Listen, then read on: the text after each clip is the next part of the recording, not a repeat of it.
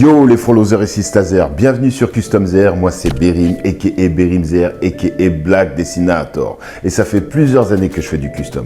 Qu'est-ce que c'est que le custom? C'est une activité artistique et artisanale qui consiste à personnaliser vos sneakers, vos vêtements, vos consoles de jeux, etc. Et dans cette émission on reçoit des artistes qui vont nous partager leur expérience, leur passion mais aussi leurs difficultés. Aujourd'hui nous sommes avec un artiste avec une énergie mais débordante, une créativité débordante. On reçoit Bruno Graffeur. Custom Zer, c'est parti, let's go!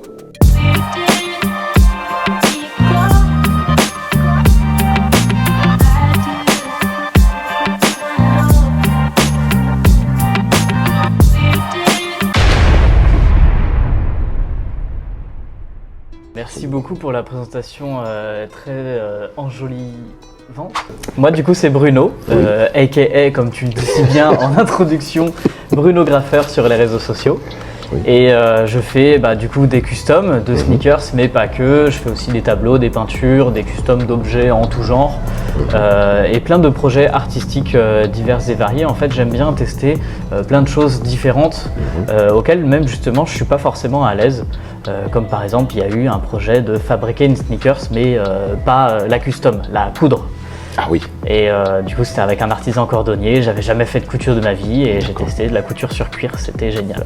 Comment était venue cette vocation pour l'art? Je pense que déjà quand j'étais petit ou à chaque fois qu'on allait visiter une ville avec mes parents, on visitait toujours les musées. D'accord. Que ce soit musée d'histoire naturelle, musée des sciences, musée d'art moderne. Moi je m'ennuyais tout le temps dans ces musées et je cherchais que les bancs pour m'asseoir.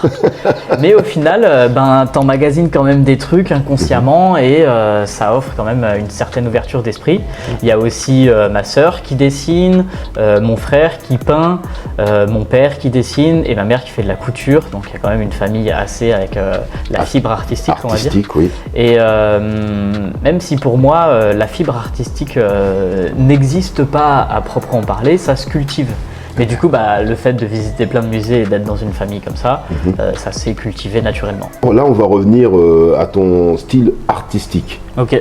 Mais du coup, j'aime bien quand même m'inspirer de tout ce qui est pop culture, pop art aussi, l'art abstrait et le street art. Là, je vais te poser une question sur l'axe des réseaux sociaux. Ok.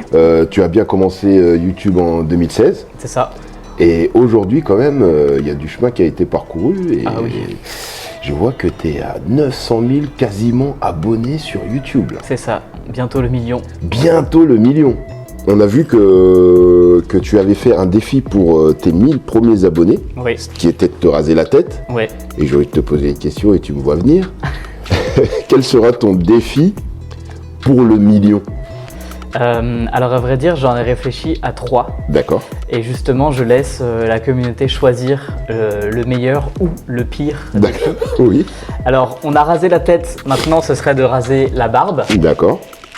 Les fameuses moustaches. Il y a un autre défi, c'est d'essayer de dessiner en chute libre. Dessiner en chute libre? Saut en parachute et essayer de dessiner avec la feuille comme ça. Mais c'est impossible. Oui, c'est un défi. D'accord. Voilà. Ouais. Et le troisième, c'est du coup, je vais recevoir le trophée du million d'abonnés. Ah ouais. Et donc, ça va être de customiser le trophée des 100 000 abonnés. Quand je vois ton contenu et quand je vois l'énergie que tu mets, j'ai presque envie de me demander comment tu fais pour tout gérer. Parce que mine de rien, tu es sur quasiment tous les réseaux sociaux. Quasiment 240 000 abonnés sur Insta, plus de 3 millions d'abonnés sur TikTok. Tu as une chaîne Twitch. Je me pose la question, mais comment tu fais pour gérer tout ça? Obligé, tu as une équipe qui est derrière. Alors, c'est pas possible de faire ça tout seul. Non, j'ai pas une équipe. Je fais appel à certains monteurs. D'accord. Pour monter les rediffusions de certains lives, pour monter certaines vidéos YouTube aussi, qui sont des trop gros projets où ça me prendrait une semaine à le monter et ça me bloquerait la semaine, quoi, en fait. Donc voilà, je fais appel à certains monteurs. Sinon, pour les miniatures. D'accord. Et aussi pour la modération. Ah, Et oui. tout ce qui est faire fonctionner le serveur Discord et la modération sur Twitch aussi beaucoup. Oui, pendant les lives. Ouais, c'est ça. Ouais, Donc ouais, ça, il y c'est a important. toute une équipe de modérateurs qui sont incroyables d'ailleurs. Merci les modos. J'ai vu que tu as collaboré avec pas mal de youtubeurs, de comédiens également. Il y a même TikTok qui t'avait contacté pour participer à la réalisation d'une œuvre. Est-ce que tu peux nous expliquer un peu tout ça, comment Alors, ça s'est passé? Pour TikTok, tu parles de l'appareil Gamesuk? C'est ça, exactement. Ok, ouais. TikTok, c'est arrivé dans mes mails, et comme d'ailleurs la plupart des collaborations que je fais, sauf peut-être les collaborations avec d'autres créateurs de contenu, où là c'est plutôt par Instagram, et en général c'est plus moi qui les contacte. D'accord. Et oui, j'ai un agent qui s'occupe de ça, tu me Ah, disais d'accord. qui est-ce que j'embauche, etc. Exactement. Donc c'est encore moi qui fais la plupart de mes contenus, mis à part certains montages YouTube, mais tous les montages TikTok, Instagram, Short YouTube, c'est tout moi qui fais. D'accord. Et du coup, l'agent s'occupe de négocier tout ça. Qu'est-ce qu'on peut souhaiter à Bruno Graffeur pour l'avenir? De continuer autant de réalisations artistiques diverses et variées, de peindre sur plein de trucs. J'ai peint une fois sur une voiture, mais ça a été effacé. Ouais. Donc j'aimerais bien peindre sur une voiture, j'aimerais bien peindre sur un avion. Si vous avez des avions, j'aimerais bien. Un tank, pourquoi pas. Ouais, pourquoi pas un tank? J'aimerais bien justement aussi faire un projet de peindre sur des objets qui sont voués à tuer des gens, la guerre, tout ça. Histoire C'est de les mal. détourner. Et de les détourner, de les peindre, je sais pas, en rose. Moi je dis, t'es sur un concept là. Ouais, carrément. Attention, affaire à suivre. Mhm. Merci beaucoup et de toute façon, comme on dit, on reste connecté, on est ensemble. Merci beaucoup à toi. On check. Ciao. Allez, Salut tout le ciao. monde. Connais-tu le monde du custom? Alors un petit peu, j'ai déjà vu des artistes sur les réseaux personnaliser des objets, que ce soit plutôt streetwear. Enfin, en tout cas, moi j'ai vu que dans le streetwear. Donc voilà. Est-ce que tu connais le custom? Le custom, ça fait penser à customiser. Ça veut dire à partir d'un objet qu'on essaye d'améliorer, de le dériver, quoi. Exactement, c'est personnalisé, ça peut être des baskets, des vestes, des t-shirts, peu importe. Donc, et les baskets aussi. Connais-tu le monde du custom? Ouais, un petit peu, parce que en fait j'ai un ami qui fait plutôt des t-shirts custom et tout, qui signe, et aussi les baskets, ouais, parce que des collectionneurs de sneakers j'en connais plein, alors custom, c'est un truc, c'est important. Connais-tu le monde du custom? Non, très peu. J'ai seulement un ami qui en a fait sa profession, qui était garagiste au tout départ. Il s'est intéressé à la peinture pour les véhicules.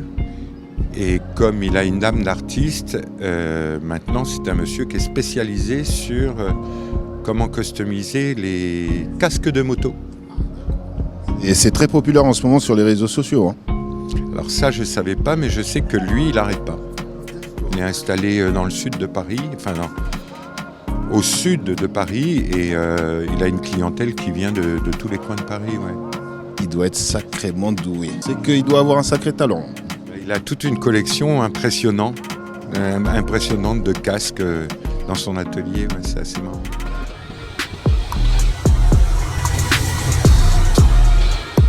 Une nouvelle vidéo tuto custom manette. Une chaîne de télé m'a contacté pour réaliser une manette personnalisée. Donc let's go! On commence par démonter la manette, il faut retirer les coques des poignets, n'ayez pas peur des clics, c'est normal, faut forcer un peu. On retire les vis, toutes les vis, et ils en ont mis 5 les coquins. Une fois démonté, on passe à la partie ponçage, nettoyage. Perso, j'utilise du papier de verre P400 et de l'acétone dilué avec un peu d'eau pour pas que ça attaque de trop le plastique, t'as capté. Après poser la sous-couche, on passe à la réalisation des fonds à l'aérographe. Je suis parti sur un dégradé sur des teintes sable. J'ai réalisé des petits pochoirs au scotch parce que j'ai pas de machine à découpe, mais bon, si t'as une machine à découpe, c'est moins galère. Donc on vient placer nos éléments les uns après les autres et on retire les scotch délicatement pour pas arracher la peinture déjà posée. Et ouais, on est minutieux les gars. Pas beau mes petits nuages? Moi je les trouve beaux mes petits nuages. J'ai ajouté du lettrage japonais sur un côté, me demande pas ce que ça veut dire, j'en ai aucune idée mais c'est stylé. Non je rigole, ça veut dire Kyoto, c'est près de Roubaix je crois. Et on finit avec un petit appart haussmannien sur l'autre. Je vous conseille d'utiliser un bon vernis assez épais pour finaliser votre chef d'œuvre, ça permettra de bien fixer la peinture et que ça bouge plus jamais de la vie entière. Sur ce je te laisse avec le résultat et à bientôt. Ciao. Avant de se quitter, je vous conseille 10 comptes d'artistes customers à suivre.